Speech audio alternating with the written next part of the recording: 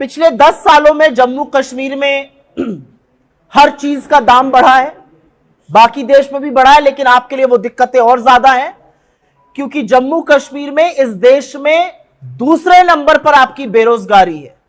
तो बेरोजगारी और महंगाई का जो कॉम्बिनेशन होता है वो बड़ा लीथल होता है और उसके चलते आपको जो दिक्कतें हुई है उसके बारे में मैं अगले 5-10 मिनट में जरूर बात करूंगी। पानी की किल्लत, महंगी बिजली, 65%, 65% of government jobs are lying vacant and there is no plan to fill these government jobs. बेरोजगारी सबको पता है और उसके बाद 65% गवर्नमेंट जॉब्स खाली क्यों है, इसका जवाब तो सिर्फ एलजी और उनके दिल्ली में बैठे हुए आका दे सकते हैं। क्या चीजें सुधर गई उसके बारे में भी हम चर्चा करेंगे। बड़े बड़े दावे किए गए थे शांति के, अमन के, चैन के। यह अलग बात है कि जब 2024 का चुनाव आया तो जो शांति, अमन, चैन के बारे में अपनी ही डींगे हाँकते थे वो ना श्रीनगर लड़ने लायक थे, ना अनंतनाग राजौरी लड़ने लायक थे, ना बारामूला लड़ने लायक थे, तो वो सब रण छोड़ के भाग गए। The reality is that all of these people who were speaking about peace in the valley and in Jammu, they did not have the face to contest an election in Anantnag, Rajouri or Srinagar or Baramulla for that matter. The reality is that Jammu and Kashmir has reeled under high prices, rampant unemployment, rampant corruption, water shortage, very, very high electricity cost, huge electricity cuts. Even the private sector, if you look at the job creation by the private sector and the value addition, it is lower than levels of 2019. 2019 में private sector यहां पर निवेश ज्यादा कर रहा था और value addition ज्यादा कर रहा था। आज 65% सरकारी नौकरियां भी खाली हैं और प्राइवेट सेक्टर का निवेश और प्राइवेट सेक्टर का वैल्यू एडिशन भी निरंतर गिरता गया, आज 2019 के लेवल से नीचे है। स्कैम, ऐसा कौन सा सेक्टर है जिसमें स्कैम नहीं हुआ है? Mining scam, liquor scam, construction, contract, हर चीज में स्कैम हुआ है। और हर चीज में स्कैम का सबसे बड़ा पहलू यह है कि आपके हक को लेकर दूसरे के हक को दे दिया गया है। सबसे बड़ा पहलू यह है कि कॉन्ट्रैक्ट्स में यहां के लोगों का जो भागीदारी है, the participation of people in government contracts, the participation of people in mining, in liquor, in all of those things has gone down.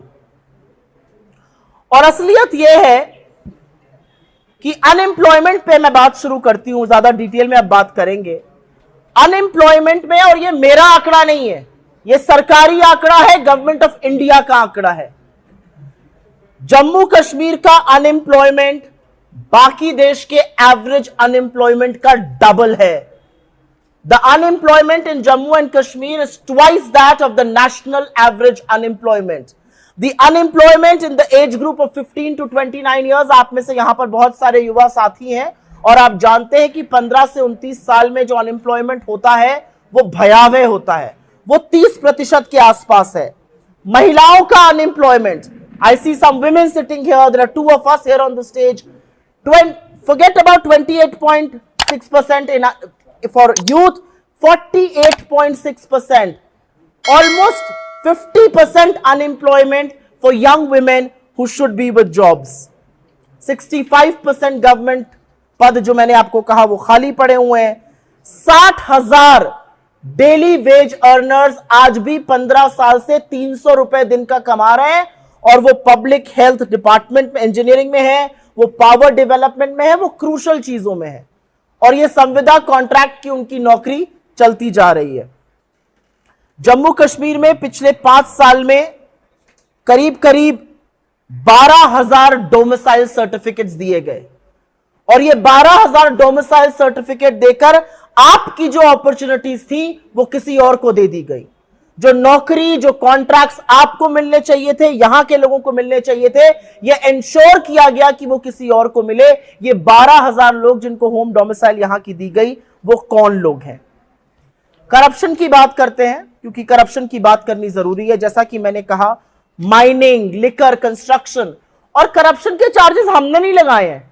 Corruption के चार्जेस यहां के पूर्व गवर्नर, जिनको इन्होंने अपॉइंट किया था बीजेपी ने, सत्यपाल मलिक ने करप्शन के चार्जेस लगाए और करप्शन के चार्जेस लगाने का उनको इनाम यह मिला कि उनके घर पर आज भी रेड होती है। यही नहीं, अशोक कुमार परमार जो रिटायर्ड आईएएस है, उन्होंने करप्शन के रैम्पेंट चार्जेस लगाए रिक्रूटमेंट स्कैम्स में, जल जीवन मिशन में, और उनके ऊपर भी रेड होती है। और उन्होंने तो सीबीआई इंक्वायरी की भी मांग करी थी, जो अभी तक नहीं